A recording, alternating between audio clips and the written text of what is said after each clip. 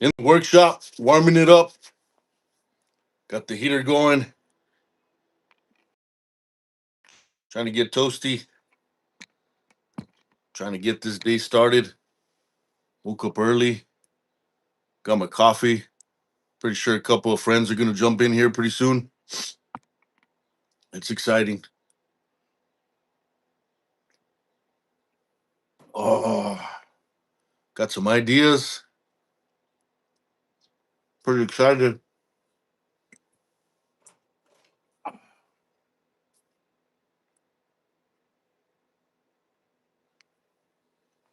Got some old knives. Got some new knives. It's cold. And we're waiting on a guest. I don't know if he's here yet. Good morning, Oak Ridge. Reina, ¿cómo estás? Good morning. Just out here in the workshop. What do we got, Jimmy? Jim, the Chevy wheel man. Good morning. Yeah, I'm just out here. I wanted to start my day messing around with my knives and stuff. So, Reina, I told you I wanted to get you a knife here pretty soon. So, this is kind of like the type of knife that I'm going to be sending you.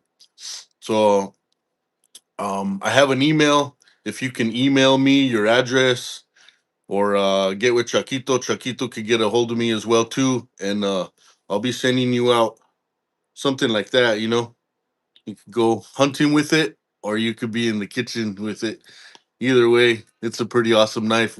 It's not this one, but it's like that. So it's pretty cool. It's really versatile. One of my favorite styles. Austin, what's up, man? How are you? Replicant EDC. Morning, brother. Woo! I invited me and Mangus were talking from Wicked Blades, and I invited him over to be on the live with me this morning. So I don't know if he's gonna make it or not, but we're here. I told him 8 o'clock my time, so it'd be 7 o'clock his time in California. But I'm glad you guys are here. I got some cool ideas if you guys want to stick around and look at my ideas with me. Oh, Chaquito, morning, senor. It's always good to see you guys. Oak Ridge, good morning, Damien. Awesome, brother. Love these morning lives. I know, man. You gotta wake up in the morning and hang out with your friends, your family, just have a good time, have some coffee, get over the crudo. The menudo and the crudo for you, bro. I bet. Hey, you had a good live last night, Damien. I watched some of it when I got home. You and Richter, Chris, and Sambo, and Sam from Boomer's Blades. You guys, oh, bro, I was laughing. I think I watched like the first 20 minutes and I was laughing the whole time, man. You guys were having a good time. Chaquito, good morning. Coffee. Jim, coffee. Oh, so this is my little desk here. And one of the things is I like to make the handles for ferro rods.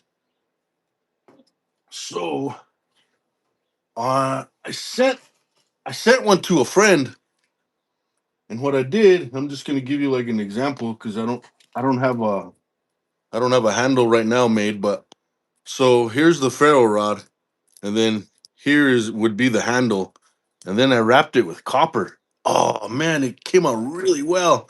He'll be showing a video on it soon sometime. But what I hope to do,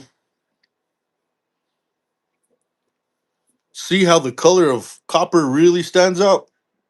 It's really pretty. It stands out against everything. And most of the time I'm using stag. Like my most of the time I'm using something like this. So the color really stands out on something like this. Antler from deer or elk. I've not tried horn, but I think horn would be really cool. That's horn, HORN, not WHOREN.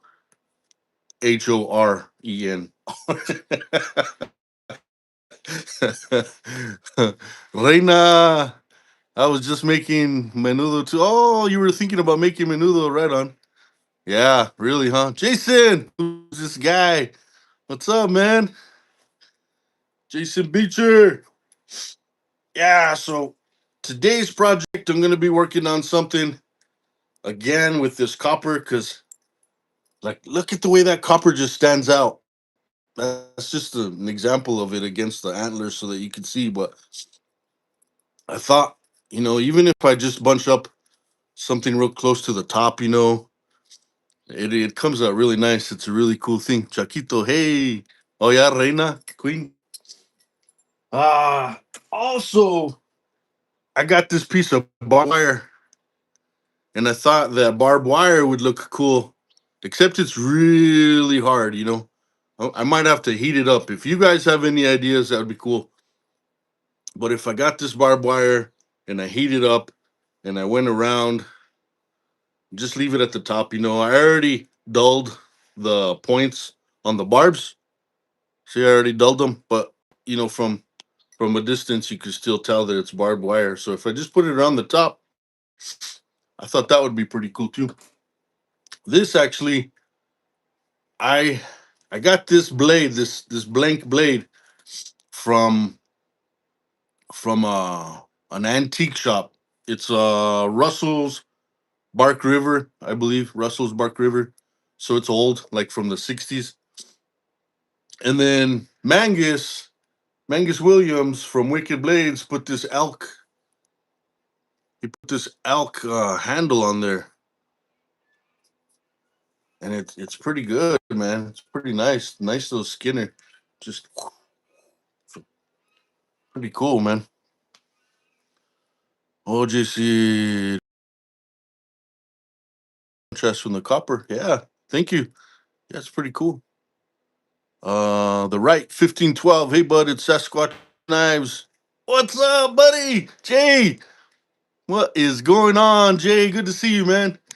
So the right 1512 is you here on YouTube, Jay? That's good, man. It's good to know. Here's some coffee for you guys again. Last time I was here in my workshop, I had the whole coffee pot out here, and I was just pouring myself some coffee and having a good time talking to you guys. And then when I went inside, oh my gosh, like I was all crazy, bro. So this time I just brought one cup of coffee. Just one cup of coffee. I did. I did. So I want to tell you guys a story about this knife here, really quick.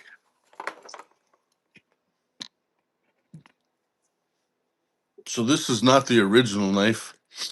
Russell Green River, yes, sir. That's it. Russell Green River. Yep. Did I say Bark River maybe? But Green River, Russell Green River, yeah. Not the hugest fan of the Skinner style, but since I found it and it was really old, I was like, heck yeah. But it still came out wicked, wicked blades, as he says. So yeah, pretty nice one there, man. And then I was showing Reina this earlier. That's an old queen. This is an old queen. I don't know if you guys could see it in the light.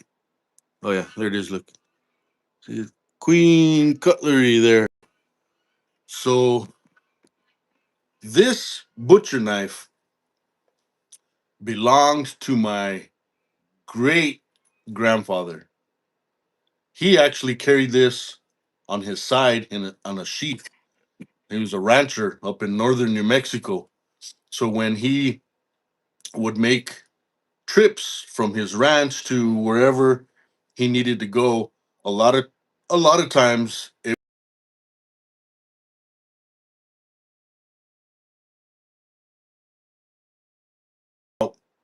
and then make his own food. That's why he needed a knife sheath on his belt, and then he would go buy whatever he needed to buy. He'd come back either on just horseback with an extra horse or on an actual wagon. Back in the day, that's really cool. So Uh, my great grandfather, his last name was Turley, and they came across from Spain during the time when Spain and Mexico were fighting here in northern New Mexico.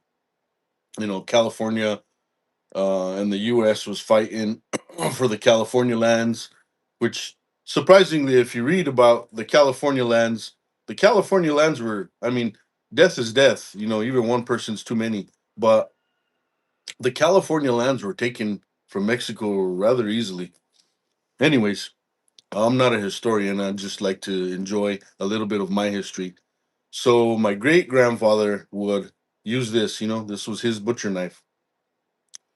Um, so my great grandparents, they came from Spain to settle down in New Mexico on a land grant. Land grants were strips of land 2 miles in length by 2 miles in width. There was probably 50 of them in a whatever mile circumference. So what's 2 times 50 is 100. So like in 100 mile circumference, settlers would be gifted this land. It was a land grant. They would be granted this land. Now the deal with that is that they were supposed to have livestock and whatever else, other animals, vegetables, lumber, accommodations for the Spaniards when they came to war, because they didn't want to carry their all their equipment and stuff and be able to survive. They didn't want to do that all the way from the coast all the way to New Mexico in the desert in the middle of nothing, right? So they set up these posts every so often and they called them land grants. They would have the people settle there. They would become a little community. Those people would raise, their families and stuff. And then they would purchase land outside of the land grant for their families as they got more money, from making whatever they were making. And everybody was making stuff. So my long story straight, my great grandparents parents, they came pretty wealthy and we ended up pretty poor just because they got hit.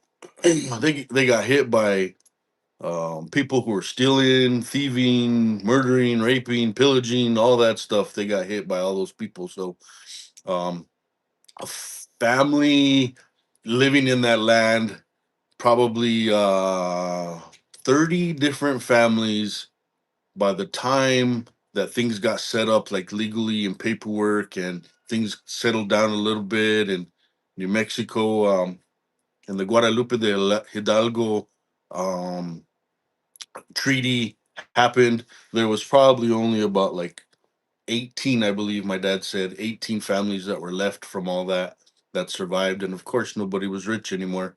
Everybody was pretty poor, just struggling and making it off the land.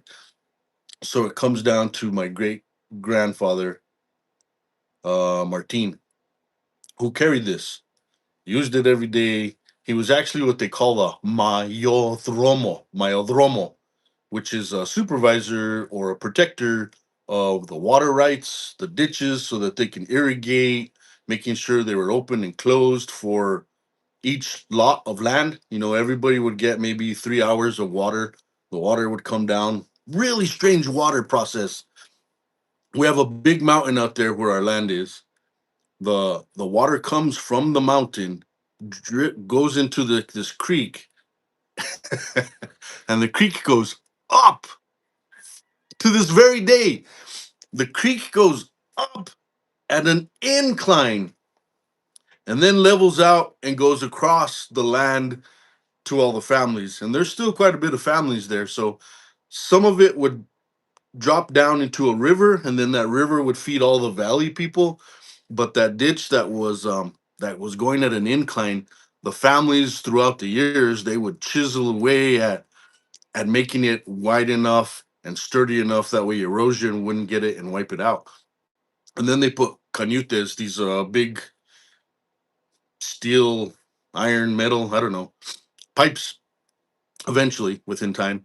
That way the water keeps on flowing, right? So it goes at an incline and it goes and it levels off to the land. And then that land, the Mayodromo, who still there is a Mayodromo still, would give everybody about half a day of water, and they would water all their land for their crops or their animals. And then he would cut it off for that person, go down to the next person, open it up. And that's how he made a living. Again, with this, he would be traveling all the way, have to get down, make his own lunch, shoot an animal or whatever, and that would be his food, or he would take an animal with him, and have to butcher it there. And it was great stories from my family, great stories. Sorry, guys, if I haven't been reading too much.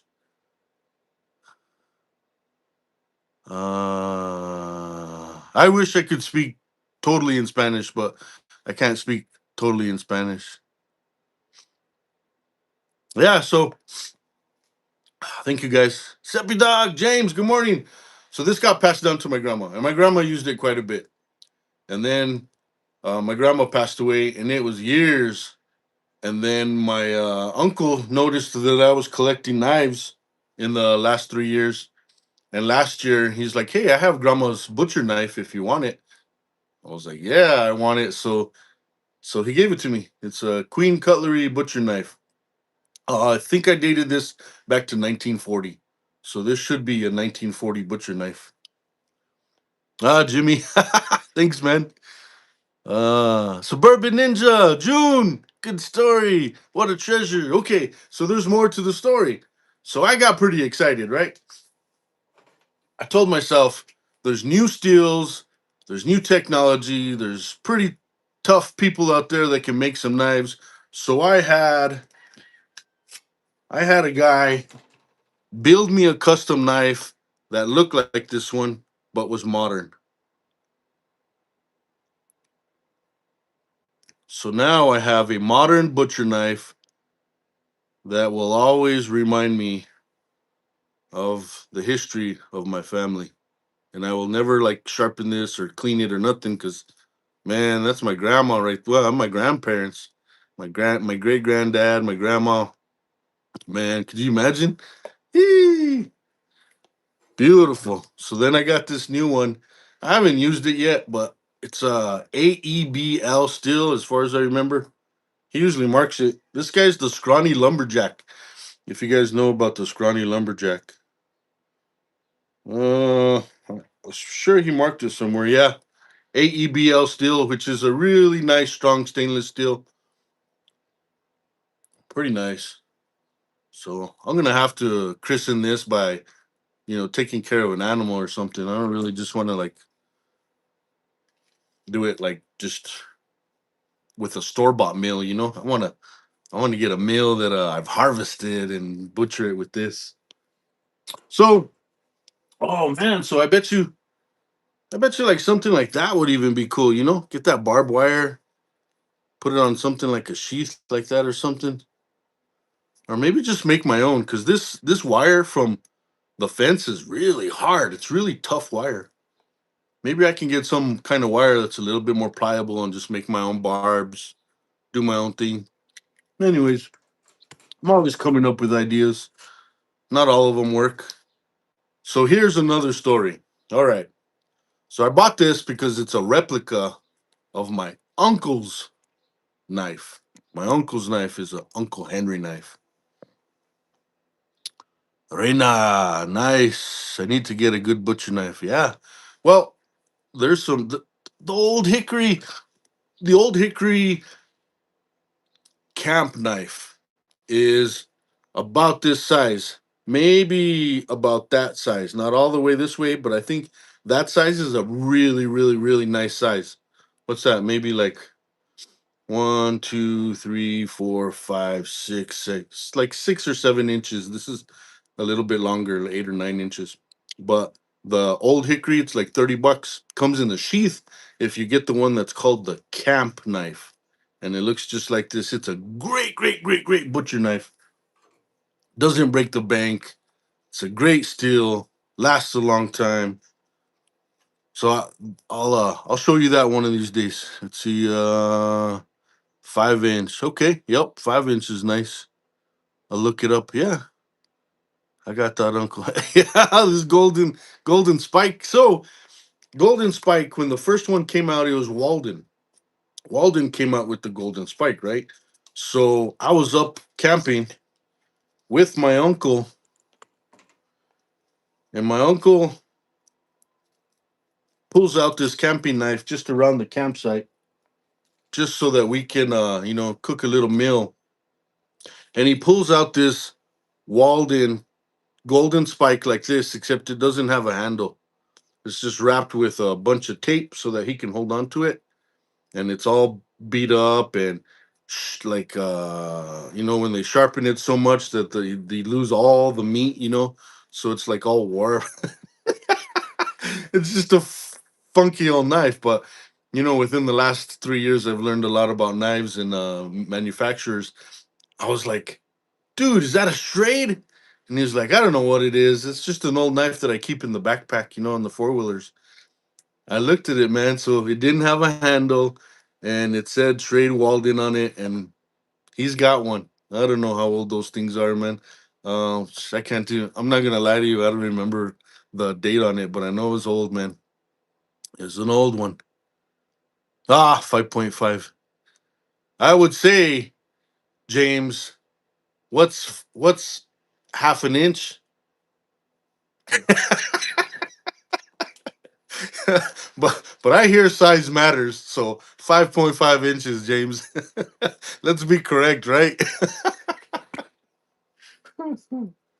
So we ate some steaks that night with my uncle's all crazy old beat up Walden knife, man. And I told myself I'm gonna get one, but I looked around; they're hard to find, and sometimes when they're in good shape, they're way over $100, and I just wasn't feeling it. So I got this one for like $20. But to me, it represents, the story of me and my uncle being up there in the mountains and him having an old knife that he didn't even like. He was like, "Whatever, man. It's an old knife. We've had it forever in the family." I took a picture of it, um, and I didn't ask him for it, and he didn't offer to give it to me. One day, I'm sure he'll give it to me. My uncle has got some kids, and there's some of them are kind of estranged, and the other ones, there's no way in heck they are gonna go back to the mountains like us again. So I kind of have a feeling like anything mountain related, my uncle's probably gonna give to me. We spend a lot of time out there. But this sheath ain't bad, I heard somebody a while back say that some of these sheets, like cardboard sheets, and I do feel like it's like cardboard, but they got the color down really nice. And if you've ever used a stone, you can actually sharpen your knife with a cheap stone like that. It works. You just gotta learn how to use it. This actually fits really nice in the hand. For as big and chunky as it looks, it's not bad. It's not as heavy as you think. It's really pretty, and it's always sharp, man. These cheap knives, it don't matter, dude. I mean, it's gonna get dull within time, but they're not hard to sharpen. And man, for $20, that's nice, man. I have a real good time thinking that I'll probably make like a little movie out here and camp out here in my backyard. Sometimes that's all I get to do is backyard camping or even backyard barbecuing. Like a lot of these guys have channels, If you guys want to look at each other's channels, oh, this one right here is not a full tang. It's just that rat tail. Just gonna go with a little rat tail right there. It's not much. Um, the old butcher knife is a full tang.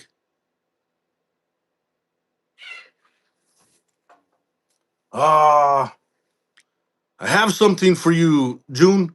June, I'm gonna be sending you something. I got your stickers. Thank you. I got your stickers, man.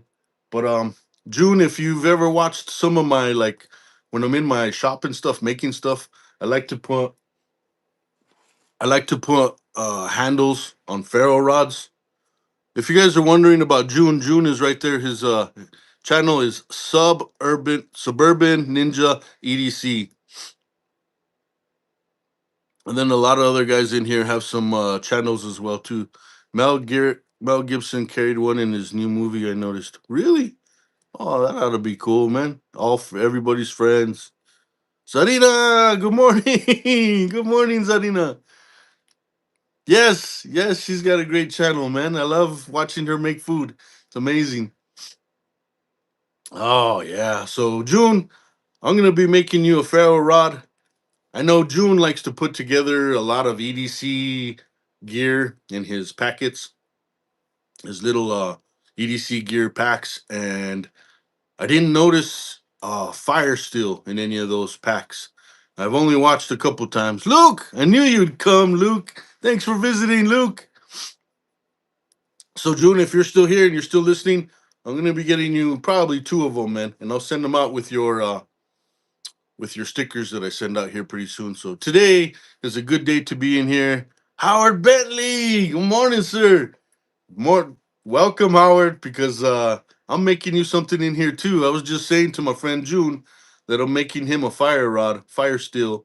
I'll put a nice little handle. These are not the big beefy ones that I usually do, but June puts tools together in his EDC pack, and the big fire steels are really heavy. So I was thinking, don't give June a really heavy one because he doesn't need his bag to be weighed down with weight.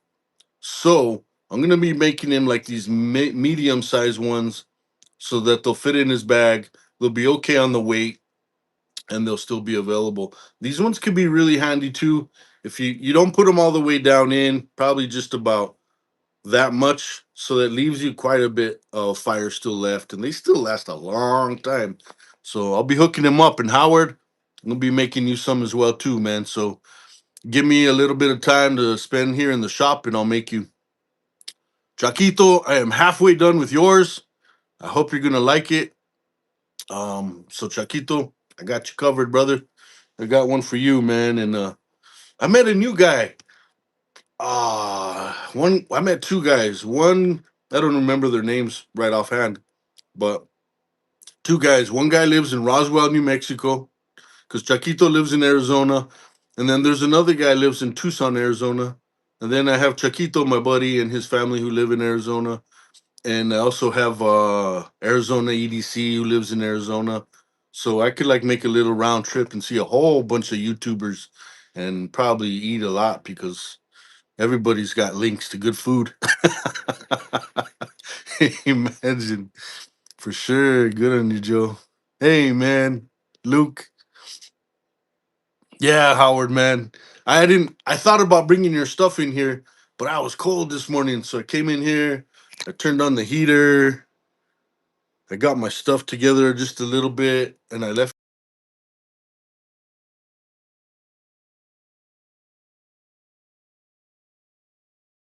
because, like, hey, can somebody make this for me? And then Howard Bentley made me something really awesome that I got to show you guys. Yeah, let's see who else here. The Wrights 1512, come to BC on the West Coast trip. That is definitely one of my plans, Jay. I've never been to Canada, and I think that that would be an awesome, awesome opportunity for me. It's gonna have to be later on down the line in life. Um, I do have a question for you though. So typically, Jay, I carry firearms with me, and I know that I can't take it across to Canada. So there's lots of other stuff that I can carry, man. But if I'm traveling in a lot of other places, I'm gonna have my firearm, and then end up in Canada. What do I do with my firearm? Unless I drove straight with a plan to go straight to Canada and not take my firearm with me and just have my other stuff. Because I'm sure you guys know I probably have about like 6 or 7 knives in different places in my truck and my car. And I have a war club too. I have a war club, so it's for animals. You know, when animals attack you, you gotta have a war club. I forget which butchers. Oh yeah, K bar. I found it to be true and read. Hmm. I'm definitely going to spend some time with a K bar this summer and do some camping and see how a K bar fits for me. Oh yeah. Zanina says hi to everybody. Man, so there's another message here. Let's see what that is. Yeah, it gets kinky with guns. Yeah, I got you, man. I might as well just plan to go straight to Canada, then just leave that stuff at home. War Club reminds me of. Well, some you can take the man out of the cave, but you can't take the cave out of the man. Something like that.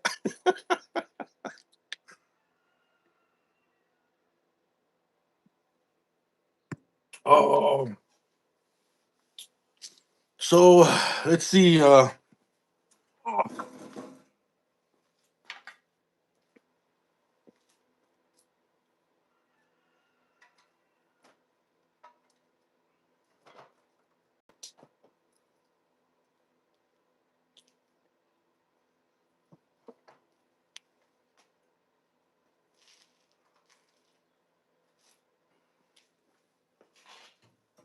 So let me take your guys's advice here, or input rather, I should say input. So I like to use different things. Ooh, I have one more.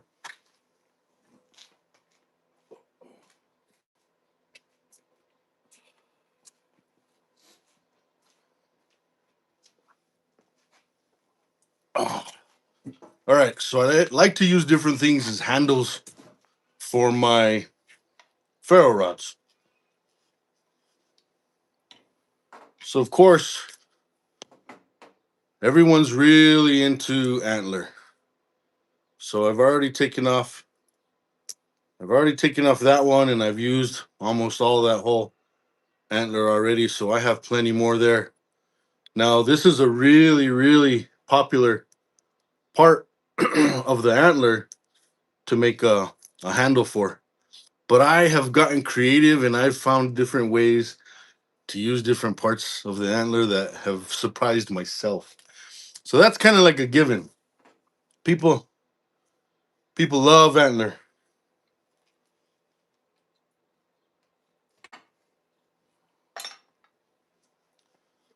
What I found the other day was this old handle to like an old hammer or something.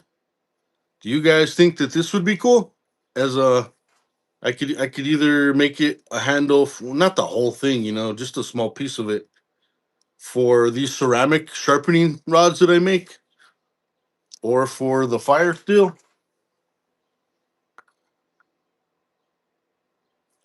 I get a little more creative, I don't just like make it square like that. I tend to do like this slant that makes it cool, and it kind of reveals a piece of the steel. And then of course I'll decorate it a little bit, put a lanyard hole, and they come out cool. But what do you guys think about this old piece, or this old handle?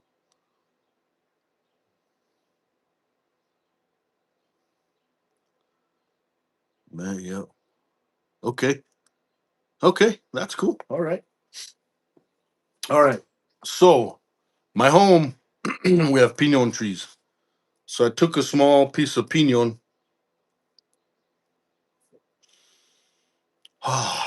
That smells like home. Right now, where I live is 2.5 to 3 hours away from where I grew up. So we don't have these right here where I live. Where I live right here, there's cottonwoods. Oh, cottonwoods. Cottonwoods suck if you have a swamp cooler for your air conditioner, because all the stupid cotton goes into your like your net or whatever that catches the wind before it goes in your swamp cooler. I'm cleaning it constantly. I hate cottonwood. They're really nice because they're big trees. But this is from home. It's pinon. I would have to. You would never see. Oh, you might not see the end of it. The outside, the bark, because I would probably carve it. But what if I didn't carve this piece? What if I left that piece alone so that it showed the bark, and then I put like epoxy so that it would never like flake or come off, and then I cut a piece here, and then I could carve all that other piece, but I would leave the bark on one side. Ah, that would be cool, huh? Conjure blades. Hello. Old is cool. If it has a story other than that, just a piece. You know, that's cool, bro. Let me show you this. So, this is an old piece of wood that survived a fire up in the mountains. At some trees that my grandfather had planted years and years, when he first got his ranch going. And it's solid, man. It is a solid piece of wood. So this does have a story, came from my grandpa's. There's a really cool piece right there and right there. They are a little bit chunky. So to make a handle for something as small as a ferro rod, but I possibly could make a handle for a blank of a knife. I definitely could. Cause look at that. Wouldn't that be cool? That'd be cool. Let me do it like this, watch. And then we can have an idea what that would look like. Huh. That would be pretty cool. Yeah. Yeah, man. So this I pick stuff up all the time, I'm hiking, I'm hanging out at my dad's or my grandpa's, hanging out with my uncles. So me and my daughter went fishing on a lake where it was her first time in a canoe with me. And I found a piece of driftwood. So even driftwood would would, for lack of a better word, right, would work out as a nice handle for one of these rods that I make. Even a piece of driftwood. One of my all-time favorite handles that I made was Luke's. Luke got a really cool one that came from land out here at my house, and dude, the tree that I took it from was like over 500 years old. I mean, it was a dead branch, right? But I'll show you a piece.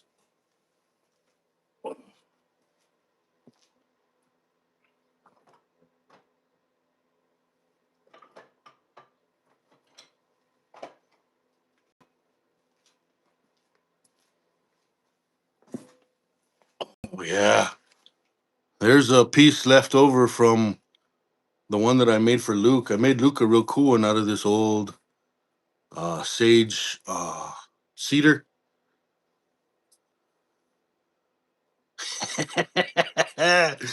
It's cool, man. Look at all the little wrinkles and stuff, man. And it's hard. I have had a lot of projects in here, and I find a piece of wood and I get super excited and I start to drill it and it blows up, man. Dirty old patch. That is cook looking sage cedar. Yeah, man. Cool. Yeah, there's some cool stuff, man. Yep, pretty old, man. Yeah, really old.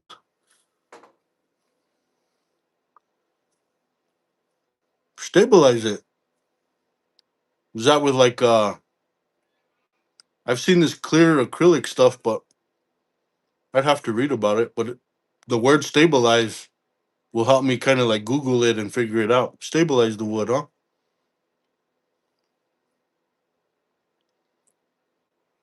I've never found turquoise, but I was reading that there's a part in southern New Mexico where there's all kinds of rocks that people use for healing and praying, and I think they're related to quartz, some yellow gems and stones. But there's a whole town where people just go out into the riverbeds. Never found turquoise though. Honestly, like New Mexico is highly Native American, and when back in the day, you used to be able to just go to like the side flea markets on the side of the road, and everybody would be selling turquoise and what is the red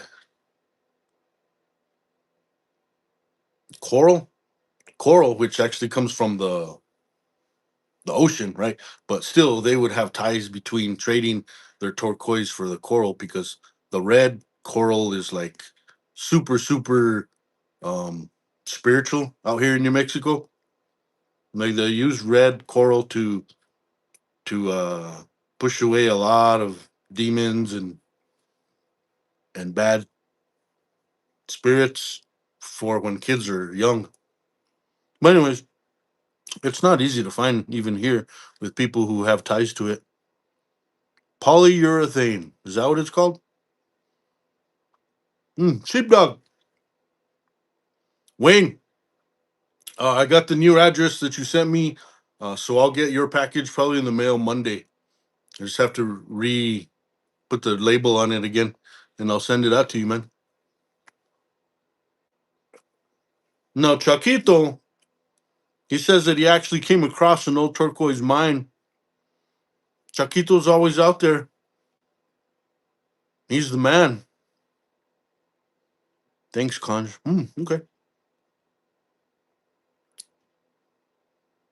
Ah, what am I eating? I was eating a piece of bread, bro. We after my daughter's cheerleading competition last night, we stopped at this local place here called uh can't remember what it's called, man. Something barbecue. But there's chicken, ribs, coleslaw, green beans. I love green beans. Green beans with bacon. And then they give you like a ton of rolls. And they just sit there and the kids don't eat the rolls that much. But I like to eat the roll with a cup of coffee. It's like a sweet roll or something. I don't know. It's pretty good. Yeah, I'll get it out to you, sheepdog. Wayne, I'll take care of you. Damien, pocket privilege. What's up, buddy? It's good to see you, man. I'm glad you like that knife, man. That's cool.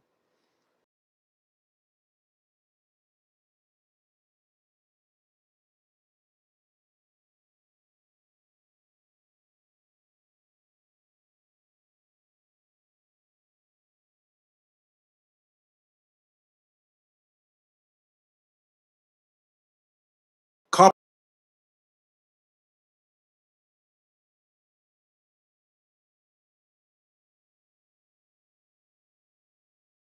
on Tucson, and then there's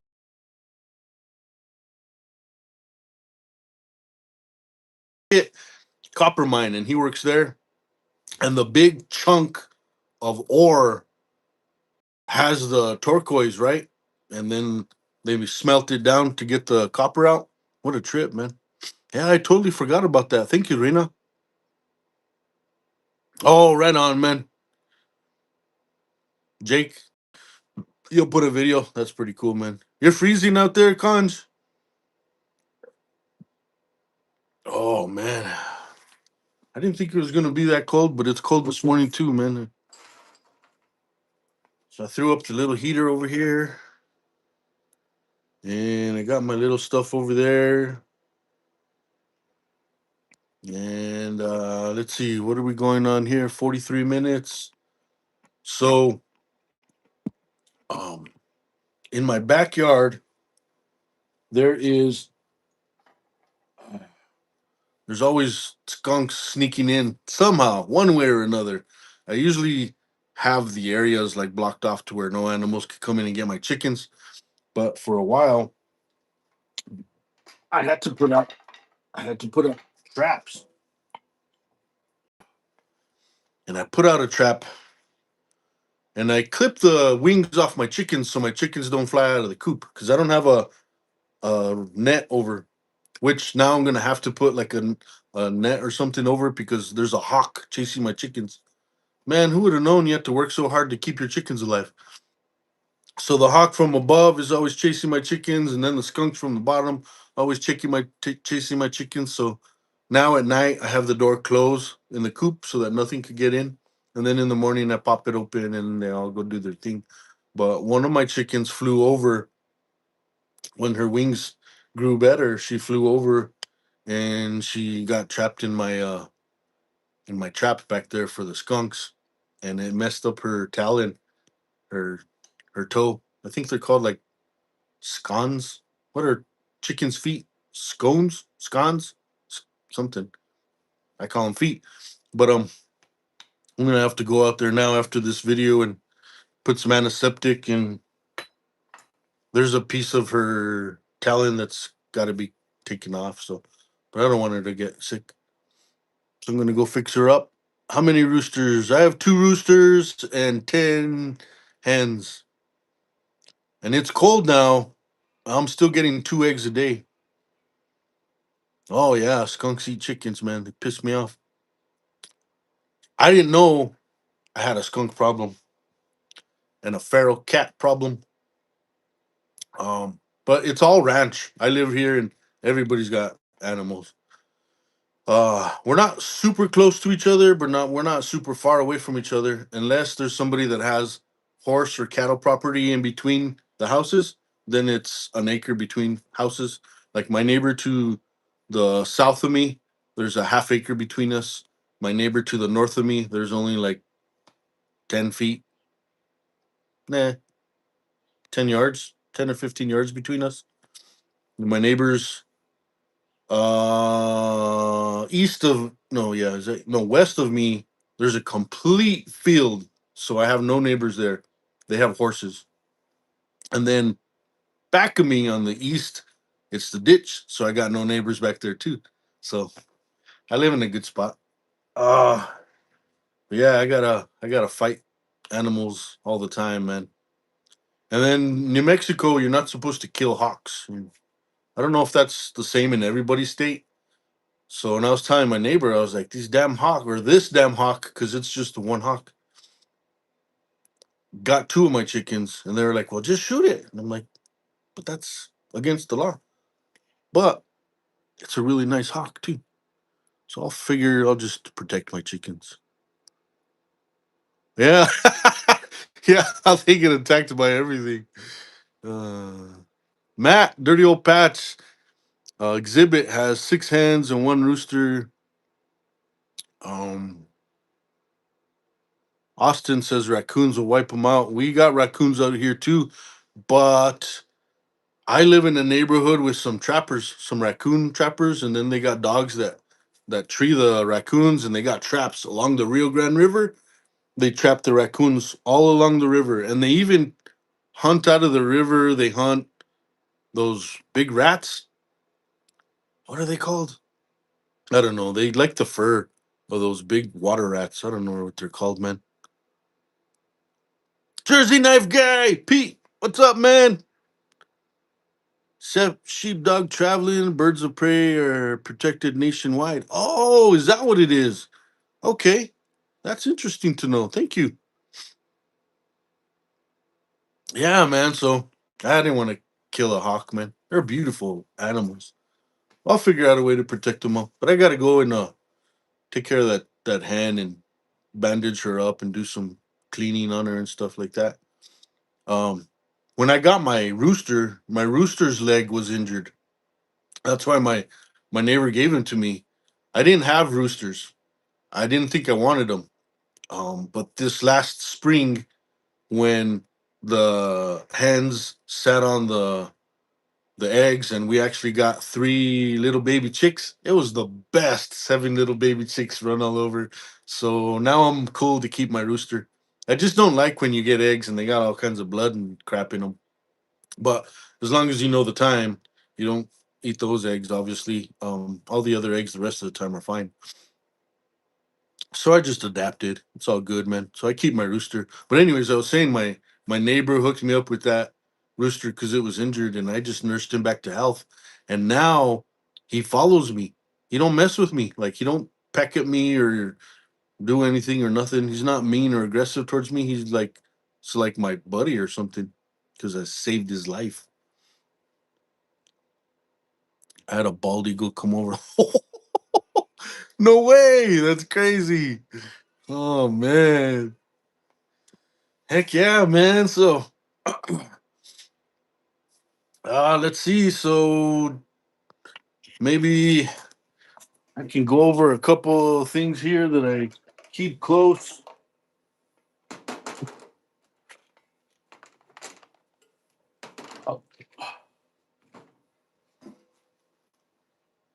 Oh, hey, Austin. I was telling you in one of the comments in one of the videos, I was like, hey, I got a bunch of Rough Riders. See, dude, those are all the yellow Rough Riders I have.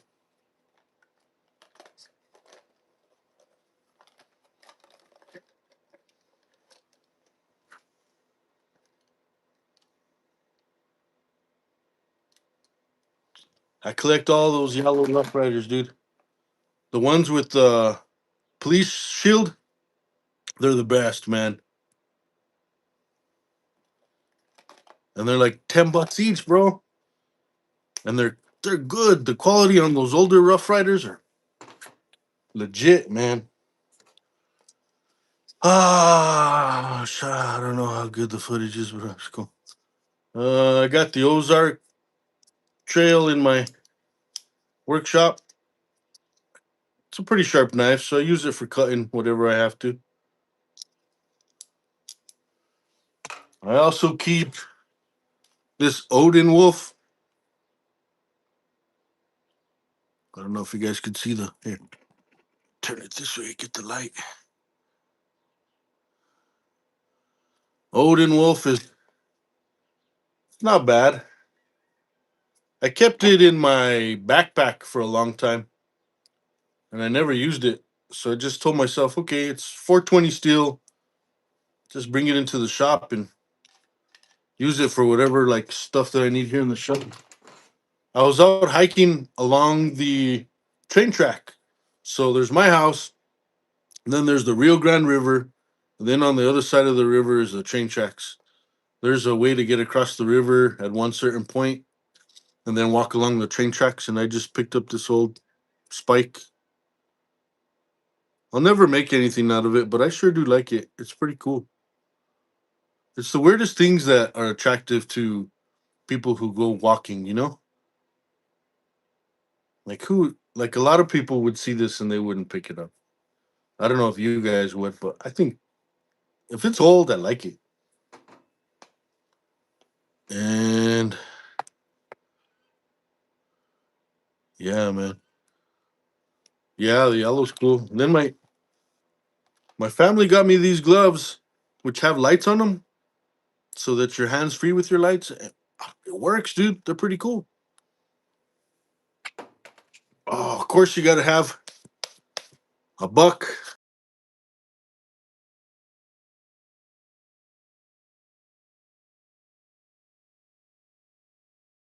Oh, check it out. All right.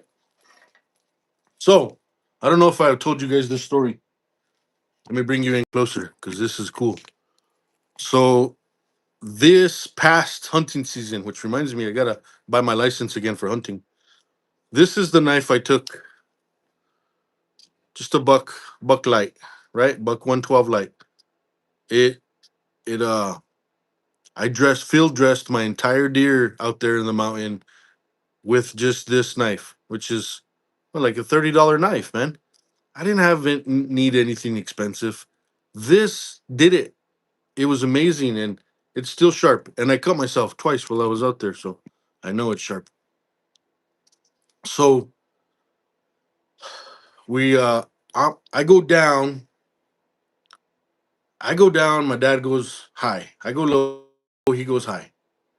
I go around, and the wind is at my back. That way, everything in front of me is gonna know that I'm there because the wind's taking my scent. So I knew I was screwed. My dad's up on top. He works his way that way.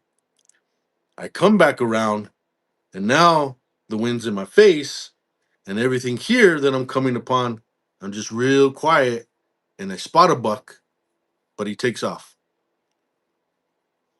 And I get to my dad. Me and my dad are sitting there talking. It's probably been about an hour and a half, so I'm a little bit tired. Take a drink of water, and my dad throws a rock down this saddle, this little dip, right? We're just talking. That rock goes boom, boom, boom, boom, boom. So then all of a sudden you see a couple does come out of the bottom down there. Like, yeah, okay, cool.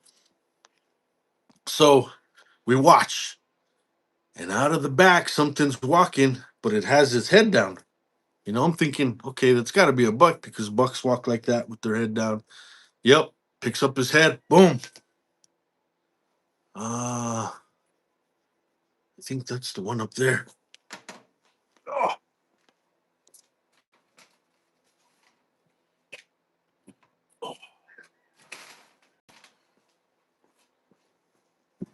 oh, it's this one. Just a small little buck. All right, so he's walking, he's got his head down. Me and my dad see him, and we're like, oh, cool. It's the funniest thing, right? For my dad to throw a rock, and we would have never known. So we see him, goes up. So we jump on the truck, and we drive, I don't know, half hour up the mountain, and then we park. My dad goes up again. He goes high, and I go low. I'm going low, and I stop. I guess my dad saw me. He's to the back of me, and I wasn't looking, but he started following me when he saw me stop. I stopped because I saw a doe jump across, and I froze. That way, I could figure out what else was going on. So I creep down in, and here's the buck. Here's the buck, and he's looking at the doe, and I swear to God, it looks like they're talking to each other, like making a plan. I'm thinking that exact same thing in my head, right? I'm thinking this looks so funny, but he's giving me a broad shot, right? Broadside shot. So I take him. My dad's right behind me. I didn't even know. My dad's super excited. I heard crash, crash, crash to my left, but I saw everything go to my right. I'm always going the opposite way, man. I swear. I'm always going the wrong way. Never fails. So I go up this way after what I saw jumping.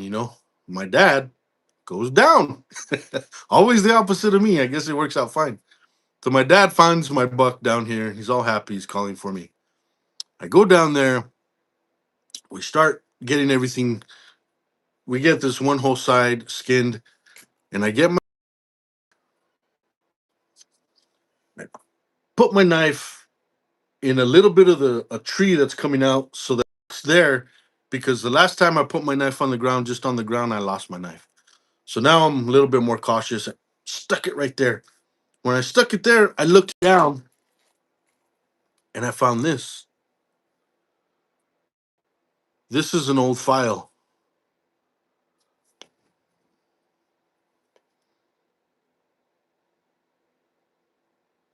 It's an old piece of somebody 100 years ago was hunting a deer in that exact same spot where I got that deer. Because back in the day, men used to cut a piece of this file for whatever they needed. So they always had a piece of file with them, and you know, they would sharpen their knife. Or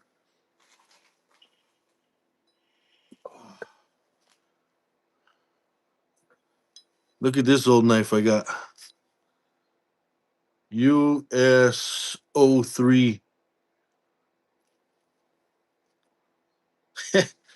So they would sharpen their hatchet or their axe or whatever else they would need. You could even strike a pharaoh with a piece of old.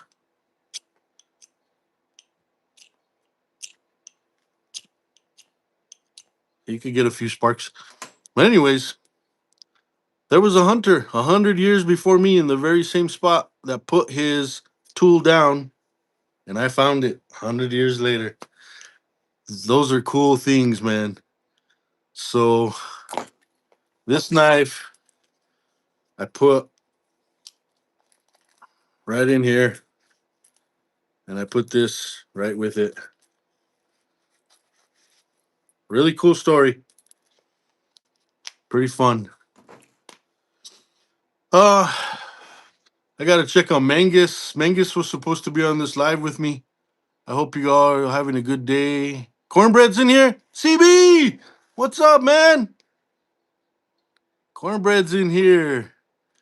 Pocket knife and tools in here. Dwayne, what's up, man? Replicant. That's an awesome story, bro. Thank you. Yeah, man. So there have been some really good stories of hunting with my family. I could probably show you guys some more hunting stuff.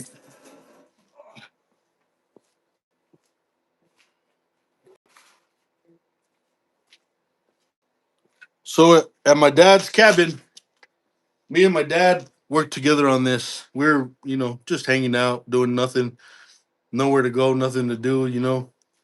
So we just took this and I took one side, he took one side, and eventually, well, you see it? Eventually, I'll put like something here. Maybe it'll be like an ashtray or cup holder or something. Well, that's me and my pop. An old piece of wood, man. And let's see, I found a shed out there.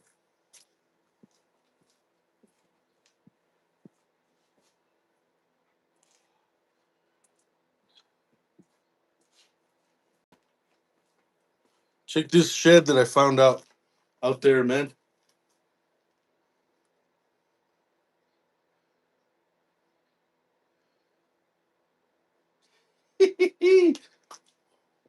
watch the tie right there. Look at that. That's a trip, huh? So imagine this sucker. Let me go like that. His head would be like that. That's a big ass dude, man. Telling you.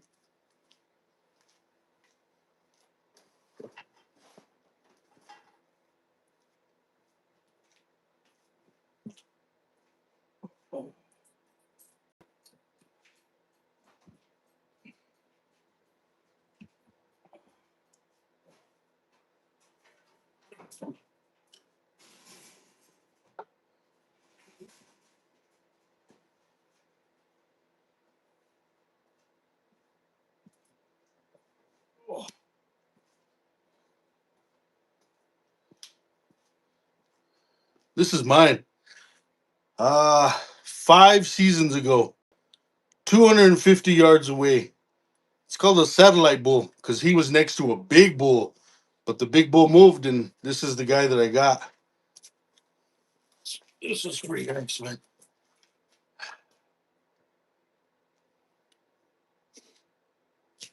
So he's crooked. See, it's not in the right place. This one's back here, nice, and this one starts up here, like on his forehead. See, it's crooked, man. Pretty weird.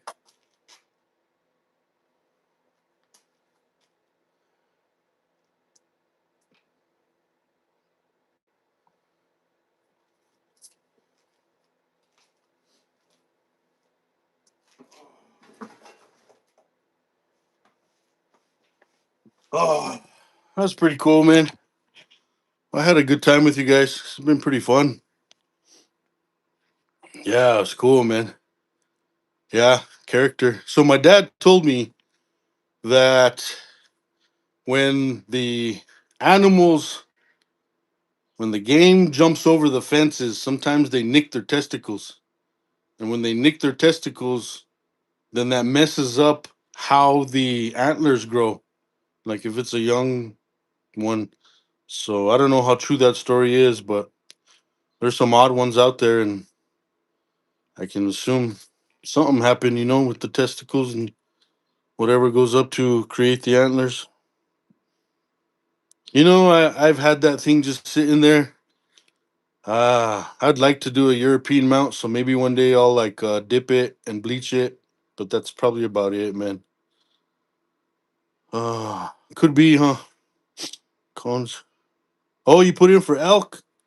Oh, I hope you draw, man. I hope you do, man. That was the last time I drew. I haven't drawn an elk in 5 years after that one. Oh yes, the big one was huge. He was huge, and they were on this ridge, and they were fighting on this ridge, and the sun was right there, so they were kind of basking in the sun. It was early morning.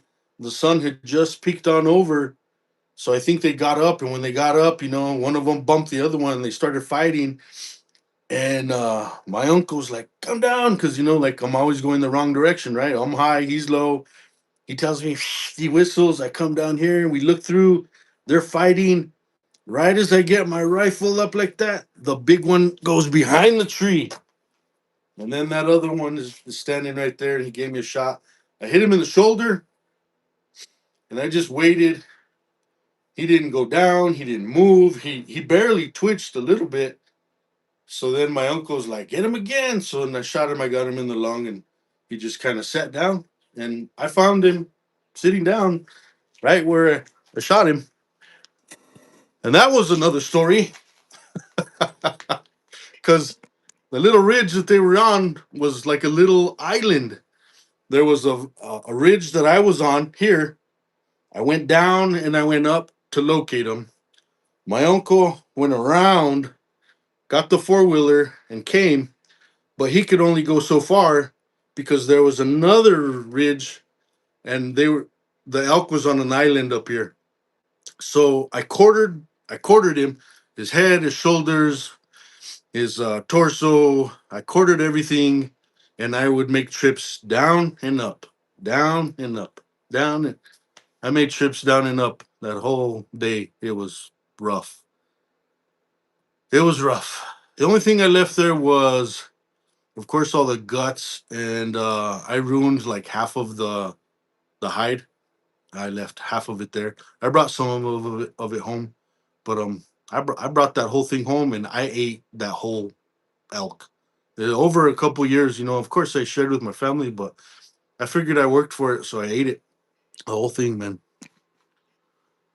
Gotta run. Yeah, me too, man. Later, Dwayne. It's good to see you. Everybody in here, I appreciate you guys hanging out, man. It's just fun. Just, you know, ain't got much to share sometimes except for my stories. So I'm glad you guys were here hanging out with me. I finished my coffee. I still want more. You guys are awesome, wonderful. Good to have you guys. See you later next time.